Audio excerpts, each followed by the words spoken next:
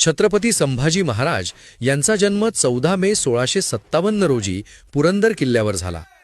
छत्रपती शिवाजी महाराज आणि राणी सईबाई यांचे ते थोरले पुत्र होते. लहानपणीच आईचं छत्र हरपल्यानंतर राजमाता जिजाऊंनी त्यांचा सांभाळ केला. संभाजी महाराजांच्या पत्नीचे नाव महाराणी येसूबाई होते. त्यांना 2 अपत्ये होती, कन्या भवानीबाई आणि पुत्र छत्रपती शाहू महाराज. शंभूराजे अत्यंत विद्वान होते. त्यांनी वयाच्या 14व्या वर्षी बुधभूषण हा ग्रंथ लिहिला. वडिलांच्या निधनानंतर 16 जानेवारी 1681 रोजी त्यांचा राज्याभिषेक झाला आणि ते स्वराज्याचे दुसरे छत्रपती झाले. आपल्या 9 वर्षांच्या कारकिर्दीत त्यांनी मुघल, आदिलशाही, कुतुबशाही, पोर्तुगीज आणि जंजिऱ्याच्या सिद्धीविरुद्ध तब्बल 120 लढाया केल्या, पण एकही लढाई ते हरले नाहीत.